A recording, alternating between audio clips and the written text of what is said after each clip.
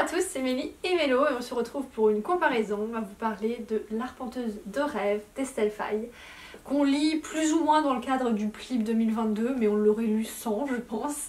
Il est sélectionné dans les 25. Oui, les 25. Et on voulait savoir si on allait le mettre dans nos finalistes ou pas. Estelle Faye, on l'a connue grâce au PLIB.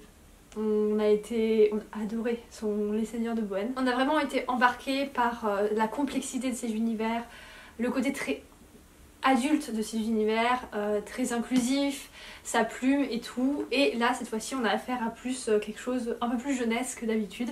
Donc on voulait voir ce que ça pouvait donner en jeunesse. En plus, la beauté de la couverture fait très envie. Très clairement, c'était un immanquable de l'année. Il fallait qu'on lise ce livre. Et pour moi, c'est plutôt une réussite. Oui. C'est-à-dire que comme Estelle Faye maîtrise l'adulte, elle maîtrise également le jeunesse plus, voilà, on va dire jeune adolescent. J'ai trouvé ça très maîtrisé. Elle nous a créé un nouvel univers qui est passionnant, que j'ai beaucoup aimé, qui est, je trouve, très bien construit avec de bonnes bases. Alors, il y a des petits schémas un petit peu classiques, c'est-à-dire les riches en haut, les pauvres en bas. Bon, ouais. Voilà, ça reste du jeunesse, forcément. C'est allégé par rapport à ce qu'elle fait d'habitude en adulte. Mais les mythes et légendes autour de cet univers sont là, présentés de façon très fluide, naturelle. C'est facile et c'est beau, surtout c'est très beau. Et on est vite embarqué dedans. On rentre vraiment tout de suite dedans. Oui, tout à fait. On parle là de l'arpenteuse de rêve, tout est dit dans le titre, une jeune femme qui a le pouvoir, lorsqu'elle s'endort, de rentrer dans les rêves des personnes qu'elle côtoie. Je trouve ce pouvoir absolument magnifique, fabuleux, très beau, et du coup il y a un petit côté onirique, enfin elle se promène dans des rêves, nous aussi on va se promener dans des rêves, et j'ai trouvé ça très chouette. En plus de ce côté, de cette magie qui fait envie, qui fait rêver, l'univers ne fait pas forcément rêver, puisqu'il aborde pas mal de thématiques actuelles. Hein. Ça parle d'écologie, ça parle de lutte des classes, voilà, c'est bien abordé, ça fait partie de l'histoire, c'est pas non plus le cheval de bataille du roman. Et pour de la jeunesse, je pense que c'est abordé d'une bonne façon. Et en plus de ça, il y a également la diversité dans ces personnages qu'il y a dans ces romans adultes, mais en version plus légère, en version mode approfondie, un peu moins claire quoi, disons. Puisque là je parle de la sexualité de certains personnages. Voilà, et j'ai trouvé ça vraiment très bien. Alors, il y a effectivement leur préférence de genre, mais il y a aussi l'inclusivité de certains personnages qui présentent des handicaps. Donc notamment une jeune fille muette, je crois. Enfin, j'ai pas tout retenu, mais ça.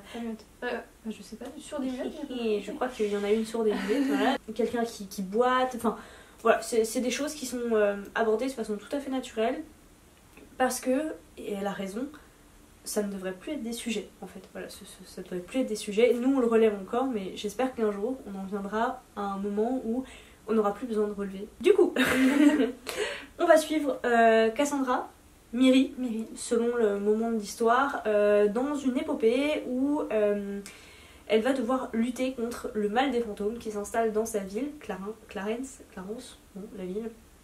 Les fantômes sont des êtres qui apparaissent brusquement la nuit, de plus en plus nombreux, depuis les bas-fonds de la ville et qui commencent à remonter petit à petit. Et en fait qui s'attaquent visiblement, même s'il n'y a pas de lien, c'est très compliqué de comprendre pourquoi ils sont là et qu'est-ce qui se passe. Ils s'attaquent aux rêves des personnes, les rendent fous en fait, les rendent fous, les empêchent de dormir, les rendent fous de douleur, fous tout court en fait. Et elle, tout ce qui importe à ses yeux, c'est de préserver sa famille, la famille qu'elle s'est créée elle-même, puisque suite à des circonstances assez intéressantes avec sa famille réelle, donc abandonnée par sa mère, elle vit seule avec sa petite sœur, elles ont été élevées je pense dans un internat, un truc comme ça, puis bon, après elles ont été trimballées, bref voilà, on vous passe l'histoire, même si c'est fort émouvant et très chouette, ça construit bien le personnage, qui est très bien. Elle se construit donc sa famille avec des exilés qu'elle a rassemblés au fur et à mesure. Des orphelins. Voilà. Et ils se sont construits leur famille à eux. Et donc elle, tout ce qu'elle souhaite, c'est les protéger à tout prix. Voilà pour le résumé. Donc il y a vraiment cette valeur familiale en fait, qui se crée pas forcément par les liens du sang. Parce qu'on le voit, il y a plusieurs modèles familiaux d'ailleurs qui sont présentés dans ce roman. Donc les liens du sang ne suffisent pas. Mais finalement la famille qu'on aime, c'est celle qu'on choisit. Je trouve ça très beau. Maintenant, je vais en parler tout de suite. J'ai un point négatif par rapport à ce roman. C'est justement par rapport à cette famille que j'ai trouvé trop nombreuse en fait. C'est-à-dire qu'ils sont 7 ou 8, donc, en comptant notre personnage principal. Et finalement, parmi eux, il y en a peut-être 4 qui sont vraiment importants, vraiment intéressants. 4-5 on va dire. Et les autres, ils sont là. Ils sont là pour créer un effet de masse. Pour créer une ambiance, une ambiance familiale aussi. Pour quand créer même, une ambiance, ouais, mais à 5, t'as une belle famille, tu vois. Là, à 8, bon, voilà. Ils servent très très peu. Et je trouve que comme tout est toujours ramené à eux tout le temps, moi à la fin ça m'a un petit peu lassée. Voilà, oui elle fait ça pour sa famille, on a compris. Oui elle fait ça pour sa famille, on a encore compris. Mais je pense qu'ils n'avaient pas besoin d'être aussi nombreux pour qu'elle fasse ça pour eux. Voilà, je sais pas si c'est clair. Et du coup, alors soit c'était pour créer cet effet de masse, soit c'était pour inclure encore plus d'inclusivité, puisque parmi les personnages qui de mon point de vue ne servaient à rien, il y en avait quelques-uns avec des handicaps, tout ça. Donc bon, voilà, je reste un petit peu sceptique par rapport à cette famille. J'ai pas eu ce ressenti-là. En fait, déjà, de toute façon, je savais que c'était du jeunesse, donc je me suis dit, je vais faire baisser mes attentes. Et comme j'étais embarquée dedans, mais c'est vrai que quand elle m'a dit que il y a plein de personnages, au final, ils servaient pas à grand-chose, c'est vrai. Dans la famille, il y en a que 3-4, 2-3. Peut-être 3-4 quand même. 3-4 qui ont un rôle dans l'histoire et qui font un peu changer l'histoire au fil des chapitres. Et les autres, ils sont juste là pour le background. Mais bon, ça m'a pas trop dérangé. En parlant de la famille, l'héroïne est attachante. Dès le début, elle m'a permis de m'embarquer dans l'histoire. L'histoire de toute façon de base m'embarquait déjà grâce à la plume. En fait, il faut savoir que j'ai d'abord lu Wijigo d'Estelle Faye aussi, publié la même année, pareil pour le Plib. Et Wijigo c'est plus adulte et ça n'a pas été une excellente lecture. Et donc du coup, ça a fait remonter dans mon estime celle-ci, parce qu'en comparaison, après une lecture un peu difficile, je fais une lecture, elle me paraît extrêmement simple, accessible et tout, et du coup, celle-ci j'aurais peut-être tendance à me dire que c'est un coup de cœur, alors que si je l'avais lu après une lecture normale, une bonne lecture, une lecture standard, peut-être que ce serait juste une très bonne lecture, vous voyez ce que je veux dire. Mais bref, du coup voilà, je l'ai trouvé encore plus agréable grâce à ça.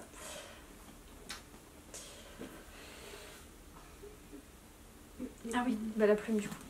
Et du coup, la plume pour du jeunesse, alors par rapport à sa plume adulte, c'est allégé, mais il y a toujours du vocabulaire, c'est toujours vraiment très fourni, très bien construit. Donc voilà, c'est vraiment du très bon jeunesse, pas du jeunesse hyper facile. Et on y trouve aussi notre compte en tant qu'adulte, clairement, c'est pas une lecture qui va nous ennuyer. Et voilà, le vocabulaire est toujours présent, même si la plume est fluidifiée, je trouve. Ce qui n'est pas plus mal du coup. Mais fluidifiée sans prendre les lecteurs pour des imbéciles ou des ignorants non plus. C'est un reproche que je fais assez souvent. Moi je trouve en particulier que le young adulte souffre de lacunes à ce niveau-là en termes de langue, d'utilisation du français. Là c'est maîtrisé, la syntaxe est propre, elle est nette, elle est top. Voilà, elle est bien, je veux dire, c'est ce qu'on attend. C'est ce qu'on attend. Voilà. Donc non, vraiment une très bonne lecture. Maintenant, c'est pas d'une originalité incroyable non plus. Je trouve que ça échappe pas mal. Alors au début je trouvais, il y a eu il y a pas mal dans sa quête pour se débarrasser des fantômes, tout ça. Elle se rapproche des mythes, des légendes, elle fait des recherches. Bon, c'est très intéressant. J'ai pensé à un moment donné qu'on allait échapper au malheur du manichéisme. Les méchants, les gentils, parce que ça se transforme un peu, enfin on a l'impression qu'on est face à des méchants, puis en fait on comprend que non, pas vraiment, enfin voilà, ça j'ai trouvé ça super bien. Et en fait, à la toute fin, et ben non, on retombe là-dedans. Mais comme ça venait pas de là où je l'attendais, j'ai trouvé ça ok. Et à part le côté manichéen, il y a quand même un peu l'effet élu, mais qui est modifié. À la fin, on nous explique d'autres choses et voilà, on comprend que du coup le pouvoir de l'héroïne, c'est une élue sans vraiment être une élue, et son pouvoir n'est pas tout puissant, mais il reste quand même très puissant. Donc du coup, on n'est pas tout à fait dans les codes de la jeunesse, mais on y est un petit peu quand même. Mais voilà, du coup, ça reste original, et ça c'est vraiment très très cool. Voilà, c'est pas un énième roman qui ressemble à un autre roman, enfin voilà, ça c'est vraiment bravo à l'autrice pour ça. Ouais. Donc voilà, en bilan, une lecture franchement très agréable, un univers super, des pouvoirs super cool. Moi le truc du rêve, vous m'avez pris direct, voilà, j'étais à fond dedans. Une héroïne très attachante, une quête très intéressante, des sujets de fond bien amenés, bien trouvés, enfin voilà, c'était beau et c'était une belle lecture que je recommande. Oui, tout à fait, on la recommande vraiment si vous avez envie de passer un bon moment, si vous avez envie d'avoir un bel objet dans la bibliothèque, vraiment. C'est fini. fini pour cette comparaison, on espère que ça vous a plu. N'hésitez pas à venir dans les commentaires nous dire si vous avez lu ce roman, si on vous a donné envie de le lire. En attendant une prochaine vidéo, on vous souhaite à toutes et à tous de très très belles lectures. Voilà, efficace encore. 12 minutes, je crois que c'était 12 minutes aussi pour... Ah ouais?